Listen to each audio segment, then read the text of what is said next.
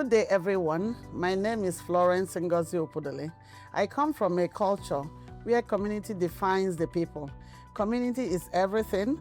African cultures believes that a thriving community is the foundation for fulfilling life potentials. We therefore place huge emphasis on making our community strong. This show is about our community and your community. Community is defined as a group of people living in the same place or having particular characteristics in common. It is also defined as a feeling of fellowship with others as a result of sharing common attitudes, interests, and goals. From an African perspective, community is a foundational aspect of life where the individuals are inextricably linked to their social groups and are defined by their relationships within them. It is a framework for building harmony, providing meaningful and shaping moral values and identity. In African culture, community is all about building harmony and giving meaning to life. Community is therefore considered an essential aspect of an individual's existence. The show is about communities and their values, living, learning, and sharing together in harmony. Joining me today is Gode Katembo, a visionary social entrepreneur and respected community leader. He is the president and CEO of Canadian African Cup of Nations Incorporated, an initiative that brings together 32 African communities across Manitoba and Ontario through the power of sports. Gode is also the founder and chair of Sports Without Boundaries, owner of OK Koto, and an active member of the Anti-Racism in Sports Youth Advisory Council. His leadership extends beyond sports and fashion. Gode serves as vice president of the Canadian Mennonite University Council, championing global social changes. Academically, Gode holds a diploma in business administration and a Bachelor of Science in International Development and Theology from Canadian Mennonite University, and is also currently pursuing a master's in philanthropy and nonprofit leadership at the Carleton University. Gode also sits at the board of the Canadian Mennonite University Council. His education has earned him numerous accolades, including the Spirit of Entrepreneurship Award, the Mayor's 44th Volunteer Award, 2 True Spirit Awards, and the Excellence in Leadership and Community Service Award. Welcome to the show, Gode Katembo. Thank you so much, Flores. It's a pleasure being here. You have a tremendous and awesome resume, or I will say bio. Thank you. I was so delighted to have you join us to this show. And, you know, I know we all love sports in Africa, but to see people, you know, pursuing that goal, pursuing their vision was really something that interested me. And I said, I will have to look for you by all means. And thank you once again for obliging to be here today. Yeah, it's a privilege and an honor being here. I see this is the platform that we need, especially the multicultural communities. It is it's an honor being here because I've been waiting, and just because of busy in the nature of schedule, I'm glad that you reached out. So I'm really looking forward to this conversation too. Thank you so much. Please, I know viewers at home, you'll be wondering, who is Gode Katembo? Who is he indeed? So can you tell viewers about yourself? Yeah, normally I don't usually like to talk about myself. I think the bio said a lot. But to say who's Gode Katembo, I would say in a few words, is like a social entrepreneur, also a kind of self-fashion guru, in a sense that I combine my two words and I bring them together. So from the community perspective, I'm on a vision on how we can use sports to create positive social change in the communities and tackle some of critical social issues that are affecting our communities. It could be mental health, it could be belonging, it could be acceptance, it could be seeking for new community, as many of us have moved from various parts of the world to call Canada our home. But also besides sports, is I make clothes for a living. So I make the garments that you see here, I make suits. So that's on. I make suits so for weddings, graduation. So when I get tired from the community work, I say, let me Then I go make maybe myself a good, nice piece of suit, and then I feel good. So, Oh, wow. yeah, it's a busy schedule for me, especially during summer. Yeah, that's an interesting combination of skills. Yeah. I remember when, now I have to move backward a little bit, when I first came to Canada in the year 2000, and I was asked, what skills do you have? And I talked about my professional skills. I didn't talk about my other skills, but I didn't know that, you know, that's part of the change, that other skills might actually be where your passion is. And that's why I'm doing. So I'm just coming back to you. Is tailoring, sewing part of your other skills, or soccer part of your other skills? How did you push this? That's a very good question. I would say with sports has been part of who I am as an individual. From back home, like sports were the way to gather people, right? And the sports were the way how to connect with people, to meet other new people. So sports, since maybe I was like 5, I started playing sports, right?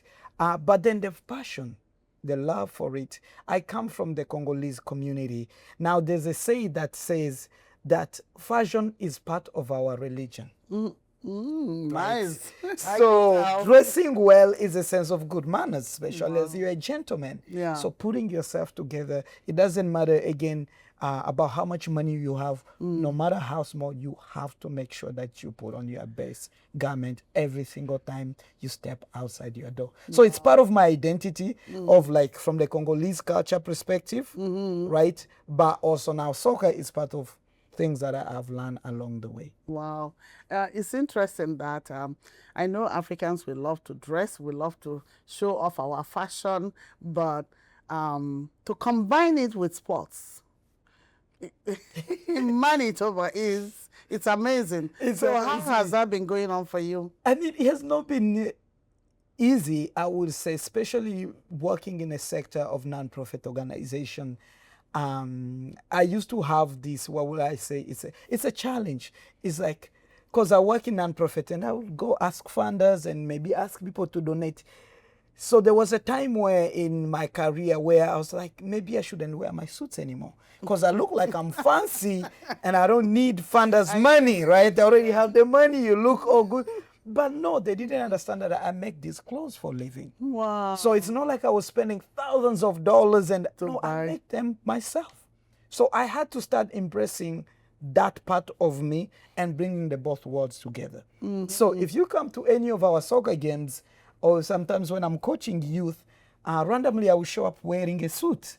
Then people will be like, okay, I think you're the wrong side. No, this is who I am. Yeah. So me wearing a suit is part of like my daily uniform. Yeah, because you make it. I make them, exactly. You have to pay for it. So Yes. that's a good one. I was reading part of what the Canadian African Cup of Nations does. It says it serves as a cultural hub for promoting and preserving African culture.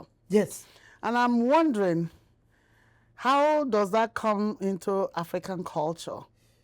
So I have to tell you. How can you connect soccer with African culture? Soccer with African culture, that's usually a good question that I get. Again, we have to go, I'll take you a little bit back when we started the organization. Now, I moved here to Canada when I was about 14, 15 years. This is about 17 years ago. And there was a sense of young people were looking for a sense of belonging, acceptance, and culture. Now, many of us has moved here, and sometimes it's easy to move away from our culture, which I was there. I went to the schools where, when I was in school, I was the only, maybe 2 people of color in the whole school, right? But as I grew and started going to college, university, I'm like, I need to embrace part of who I am.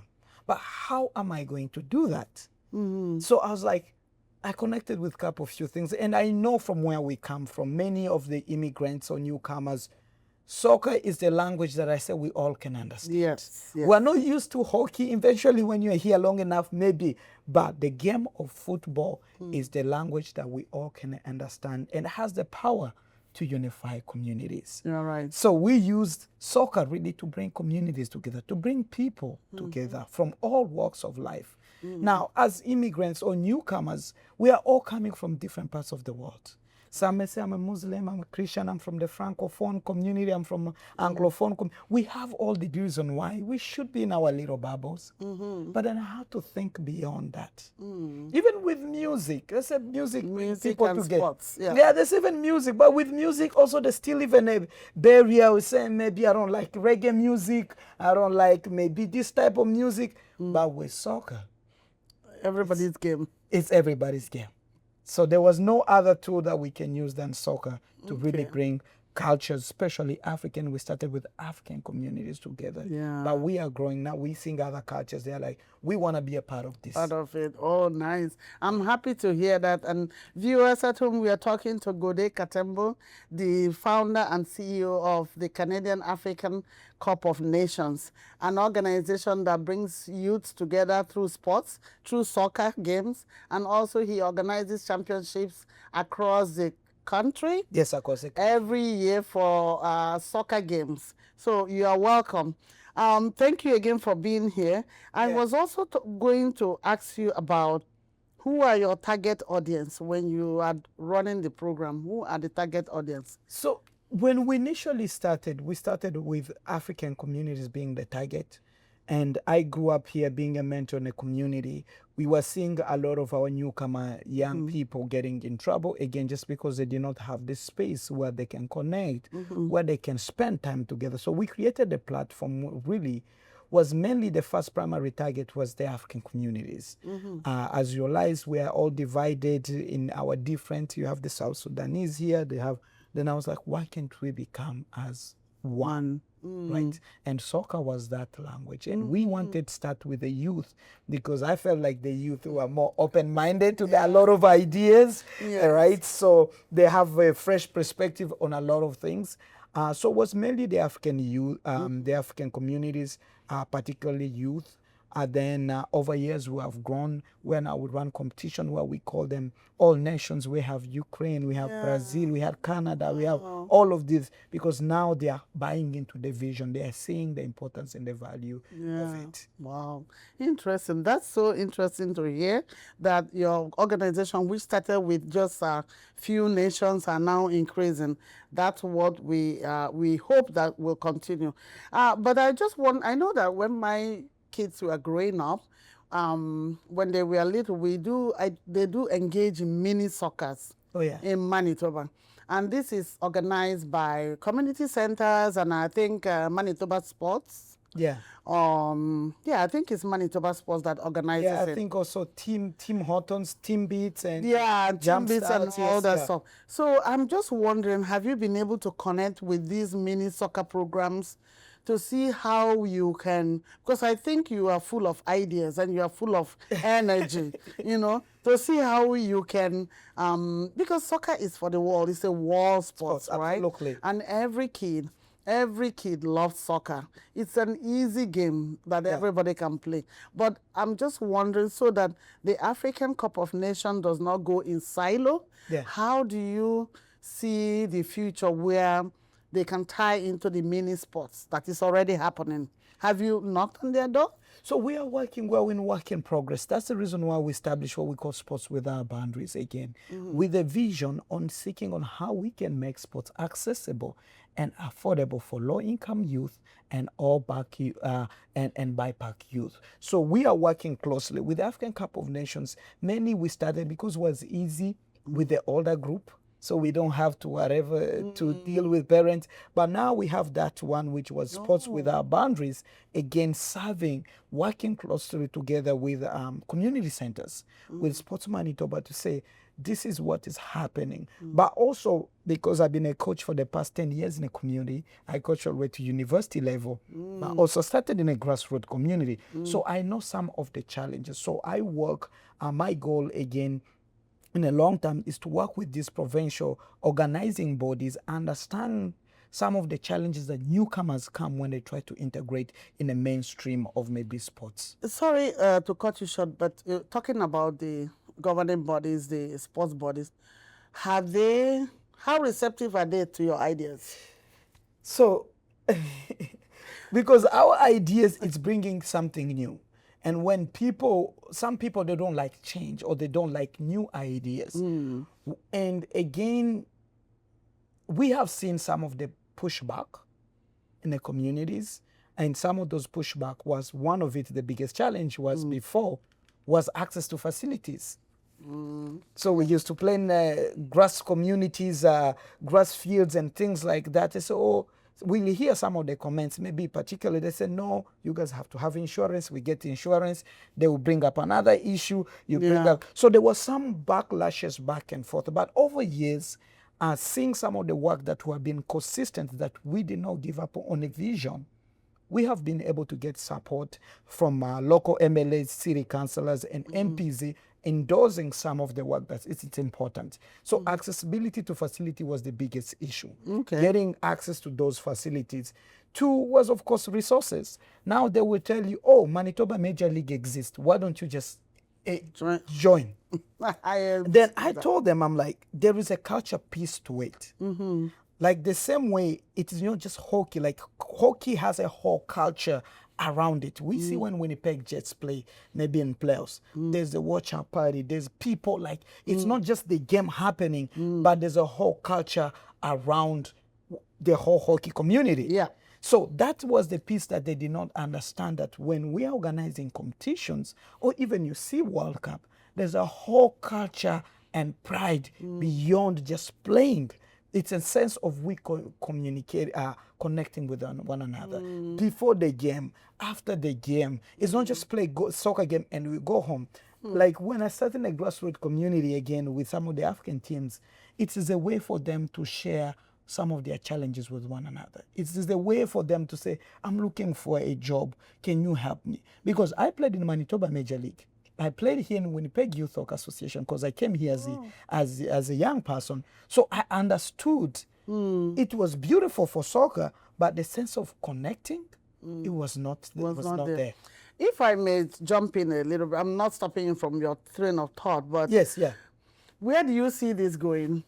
Oh, that's a very good question. Where do you see the whole African Cup of Nations? What's your vision for it? Say 2030. Oh. Vision 2030 for African Cup of Nations. So the vision for 2030 for African Cup of Nations, as we're seeing that soccer is growing rapidly across Canada, is to make sure we see ourselves to be a platform that will celebrate all cultures. So next year, actually, I'm revealing this, is we're trying to change some of the ideas, what we will call it Nations Cup. So Africans, Latin Americans, South Asian, everybody can become. Because in Canada, we live in a multicultural society, right? It's not only Africans. Yes, we have now grown. Now we are integrating. We want to welcome other people. And I think that's why I say me being called on this interview on Multicultural TV, and sure, I think it's meant to be, because this is what we are hoping to do. And in Ontario alone, we're operating in 5 different cities. We're in Mississauga, we're in Hamilton, we're in GTA, we're in Brampton, and we're pushing some of our work also in Ottawa. And of course, next year, we are moving our mandates. Some of our work in Calgary will be the first area that we're expanding. Last year in Ontario, being our first year, we had 12 communities. This year, we have 16 communities. We were supposed to have 22 communities coming in. We said we don't have the capacity or the resources, so we had to close down the cap. But the demand and the need is there. So even in Manitoba, we are opening up our borders. Even this year competition, we're having Ukraine. Ukraine is participating in African Cup of Nations. Mexico is participating in African Cup of Nations. But we are trying to change, because now we are getting feedback from the community. They say, well, now it's Africans. We're like, no, but we live in Canada now. We have to welcome other people to be a part of the beautiful game of soccer. So what started as African Cup of Nations might later turn out to be World Cup of Nations. Thank you. That is exactly the mission or vision for 2030, and to be across all Canada. I think I cannot emphasize the fact that I'm so glad you are someone that we get to know. I'm so glad you are in Manitoba, in Winnipeg, which is a multicultural province. Yeah. And I'm so glad you are doing what you are doing, because a lot of kids, you are a reminder to a lot of kids that, you know, this can be done. We can still enjoy our passion that we have back home. I remember last year when the finals, I think the finals was happening. Yes. And like there was a Zoom meeting that was supposed to happen. Yeah. And everybody was saying, we need to cancel the Zoom meeting because there is African Cup of Nations going on. And Nigeria is Playing, yeah. Ladies and gentlemen, that's to show you how the people have, you know, catch on to this African Cup of Nations. Yes. A lot of people out there are fans already. Oh, and they are looking forward to this year. So thank you so much, Katembo, again. I wanted to find out, because in everything that we do in our community here, there's always challenges, right? yes. There's always going to be challenges. And I'm wondering, what is your biggest challenge to putting up this African Cup of Nations? I think the biggest challenge that is there is access to funding, because when you are dealing with 16 communities or 32 communities, it requires a lot of money. It requires a lot of time and volunteers. I think the biggest challenge is there is, I'll be honest, it's funding, which is many non-profit organizations. That's our common denomination. Yes, so we all are craving for that. But also the big other challenges that is there is finding people who, you know, that can carry on the vision. Mentors and leaders in a community that understand that it's not just a sport. Because sometimes when I pitch it to the African elders, they don't get the beyond. They're like, yes, it's a competition. I'm like, no, it is a way for us to embrace our culture, but also it's the way. Now maybe you have kids, I will assume that it is a great, maybe they will not represent Nigeria in AFCON, but they have the opportunity to represent Nigeria here in Canada and wear Nigerian jersey and be nice and proud. Yes, yes. Right? So we want to make sure, we want to encourage communities to make sure. So when we pitch it to some elders, some of them, they don't understand, they don't receive it, to know that it is bigger than just soccer. It is a way to bring communities. And if communities could understand the power of football or soccer, because even in our various countries where we come from, I would use Congo or even Nigeria, because I'm married to Nigeria, you'll have the Igbo, you have the Yoruba, we still have our differences within our own communities. The soccer unifies everybody. Yes. Now we see, I'm close to the Nigerian team, you will see you have the Igbo, you have the Hausa, you have the Yoruba, all of them in one team with a common vision of trying to win the championship. So we still have our differences on the side, but when we come to stick together, but if we can use that as a way to move forward as African communities, but also as ethno-culture communities, we have so much to offer. Wow. Thank you, Gode. Viewers at home, today we are talking to Gode Katembo, who is the CEO of the African Cup of Nations for Manitoba. Yes. Or Canada, I guess. Yeah. And today we are talking about our community, people that work in our community. And Gode works in the community through sports, using sports to unify people in the community.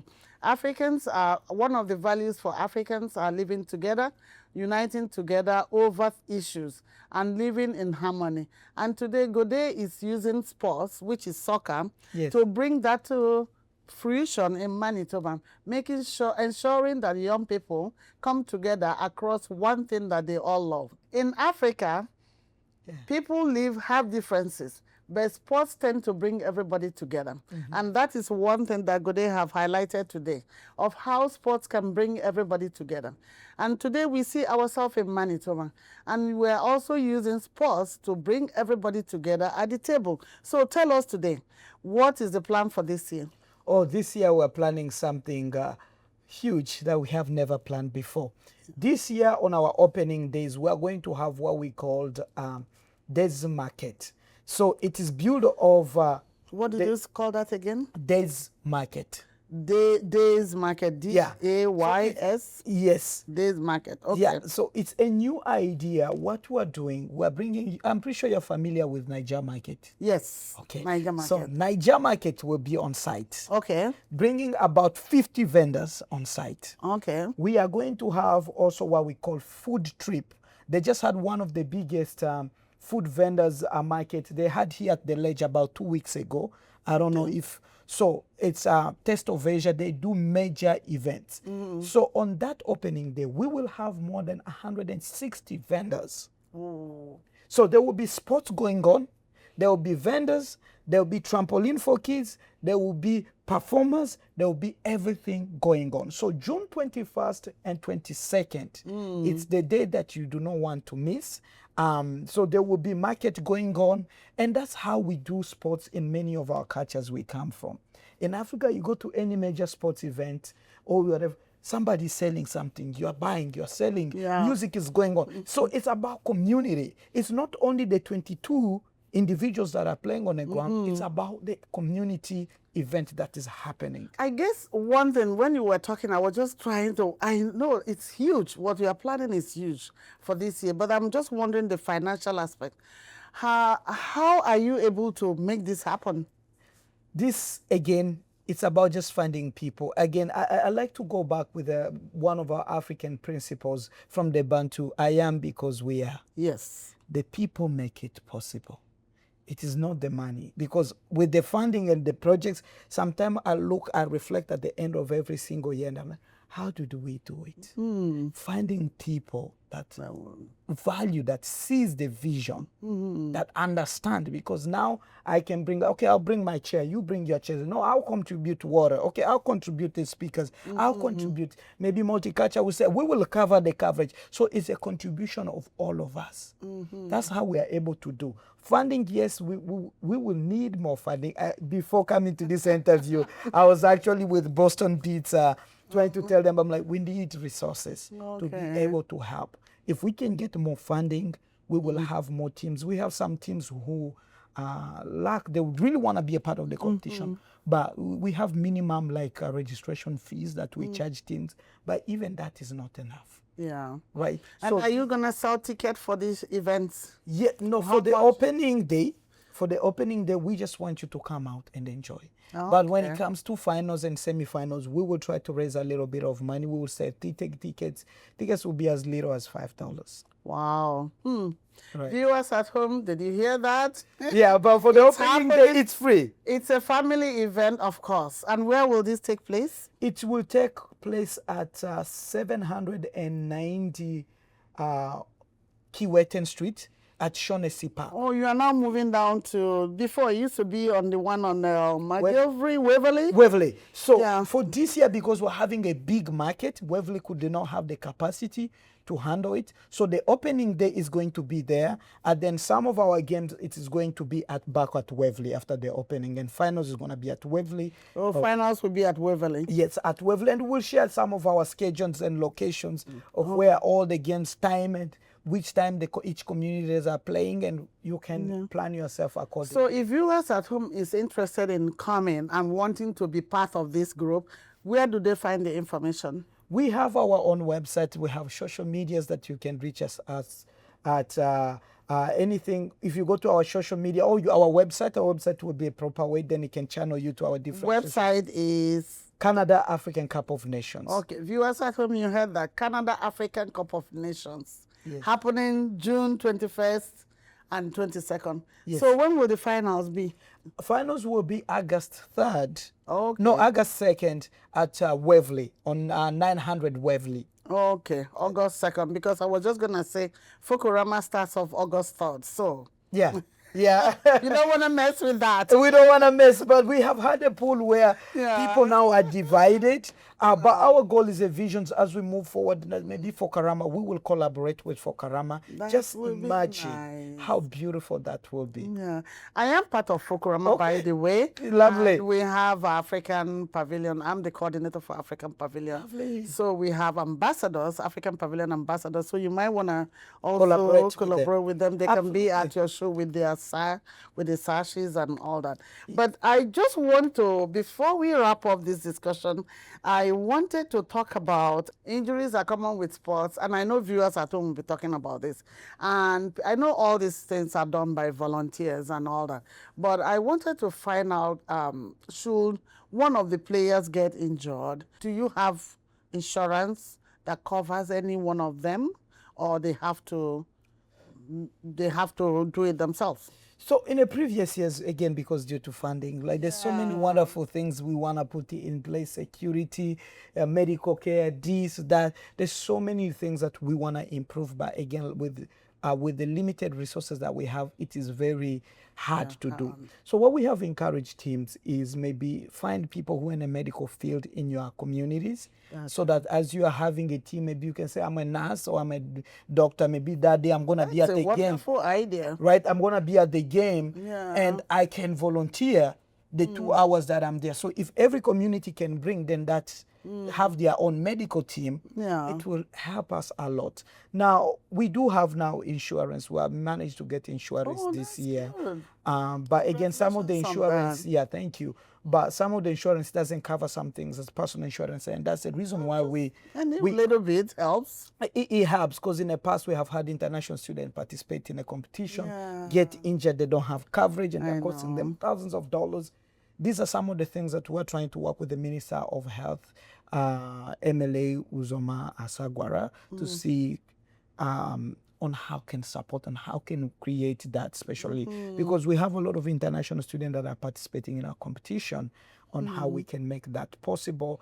But also we're trying to partnership with athletic therapy clinics to be on site, so in case a major injury happens. That's a wonderful initiative. To make sure that that individual gets the medical assistant before paramedic or maybe ambulance arrive on site, that they get the help that they need. Wow. Yeah. That's nice. I'm so happy. I'm glad that I asked that question. Yes. So again, I know you are coming at this from your values from Africa, and you wanted to make a legacy in your new country, Canada, and we are all hoping that this legacy will stay. But my question now will be on us African communities.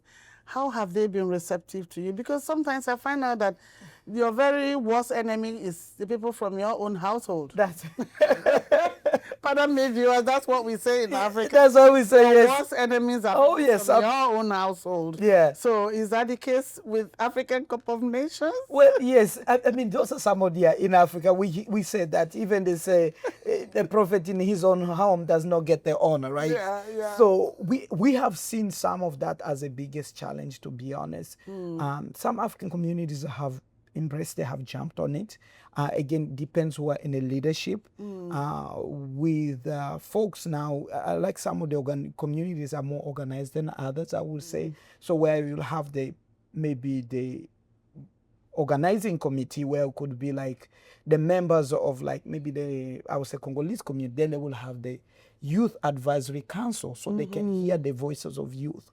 But some of the communities that comes in, where maybe it is few people, maybe the elder generation, which we value them, but I think the elders and the young people, we need to work together.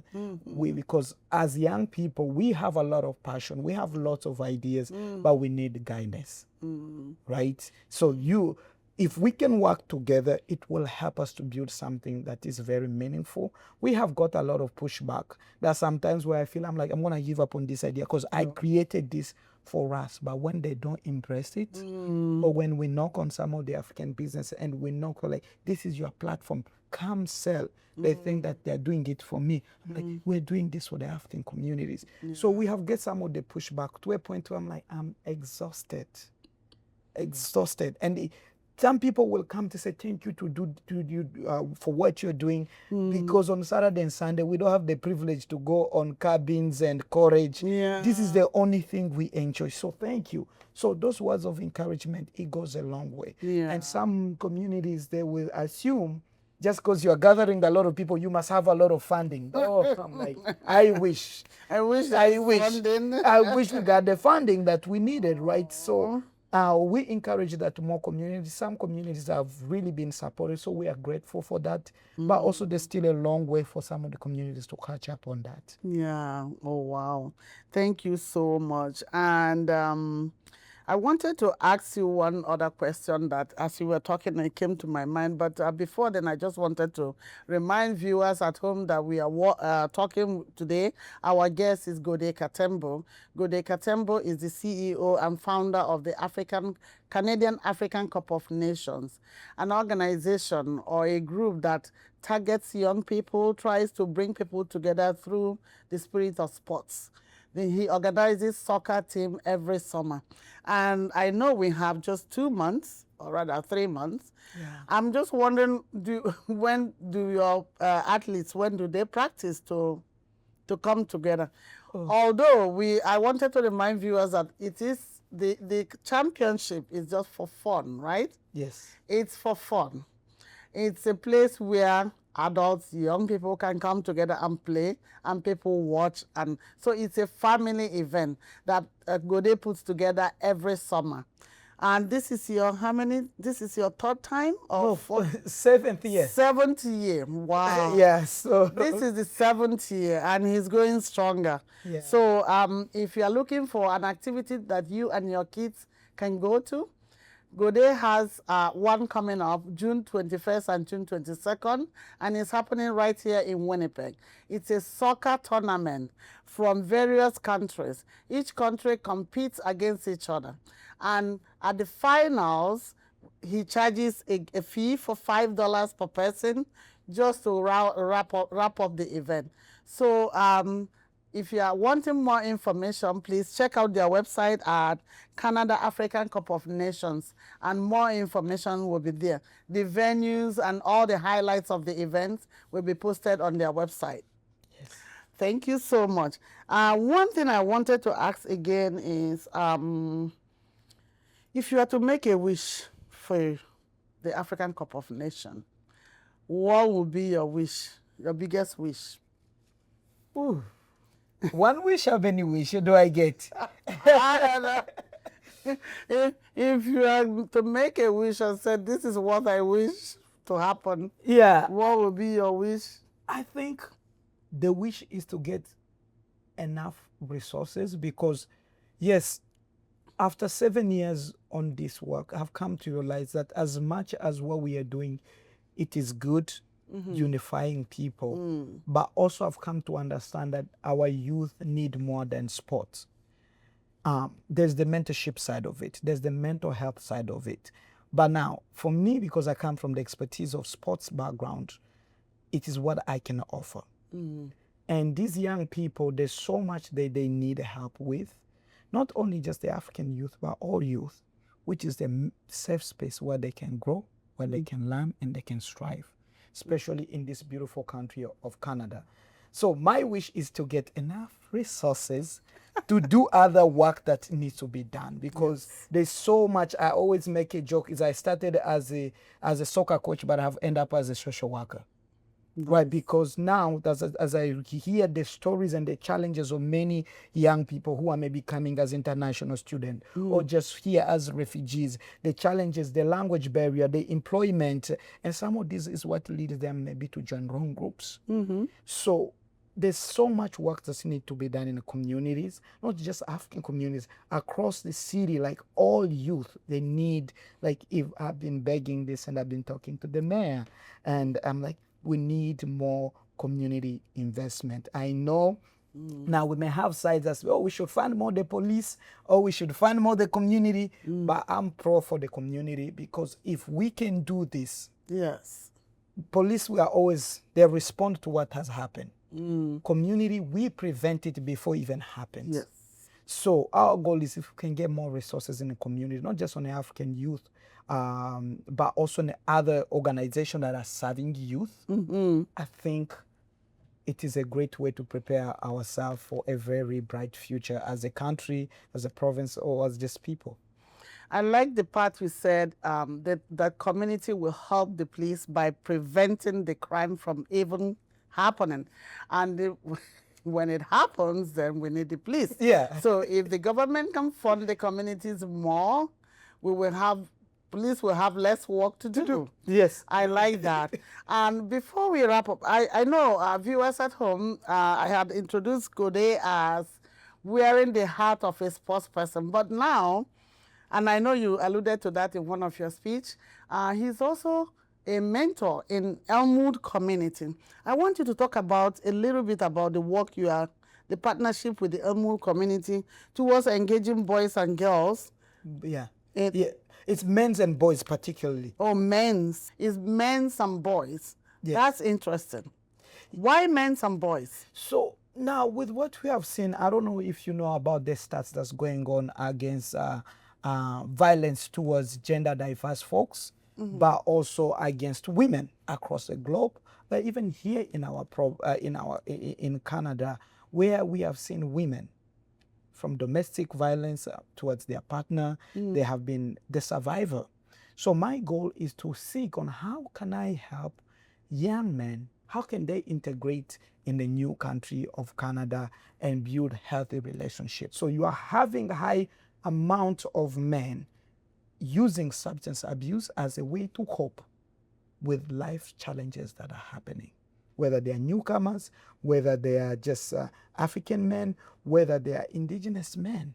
We are all having challenges. So my goal is to help them to create a space where men and young men, we can learn on what it means to be healthy masculinity. Because there's a toxic masculinity where we think that's the way how it means to be a man. Or to be.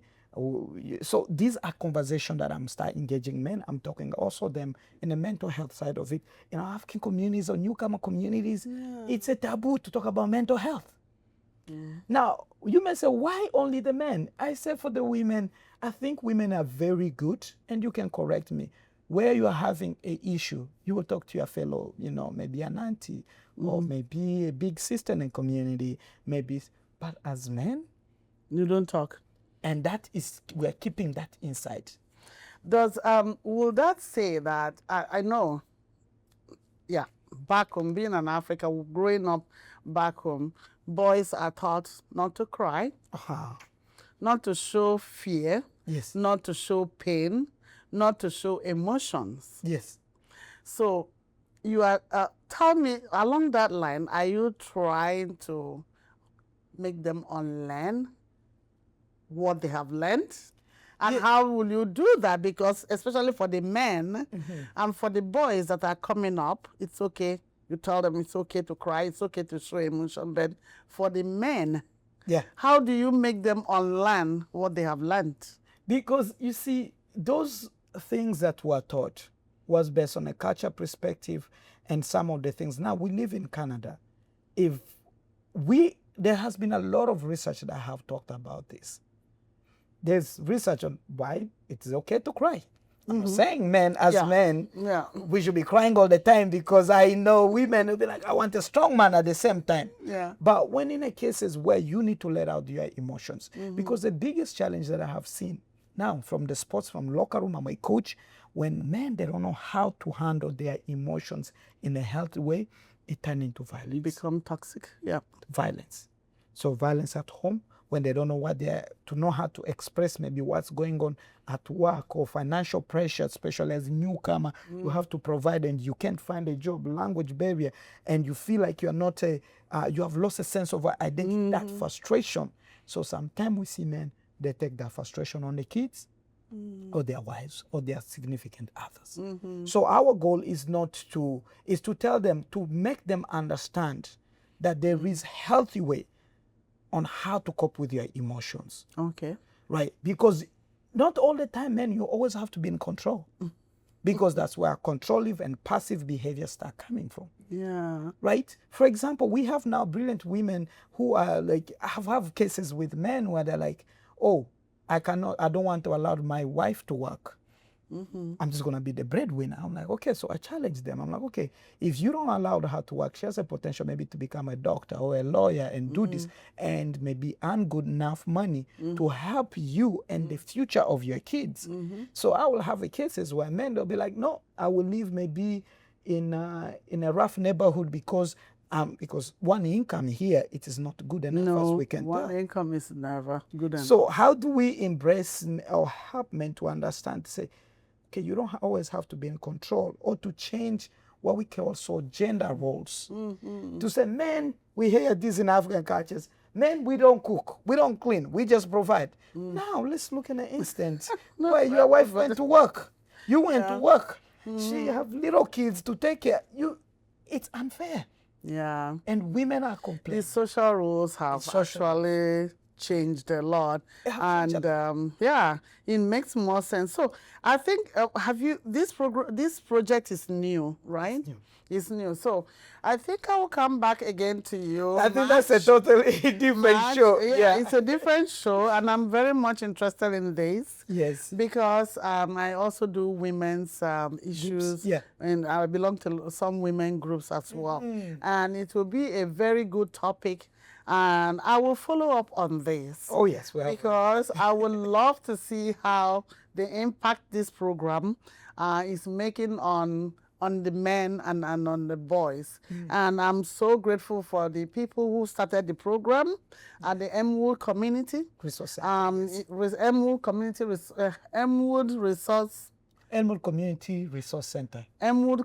Resource Center. Yes. Thank you very much for providing this opportunity and a safe place for Gode to do this work. And I think it's really needed.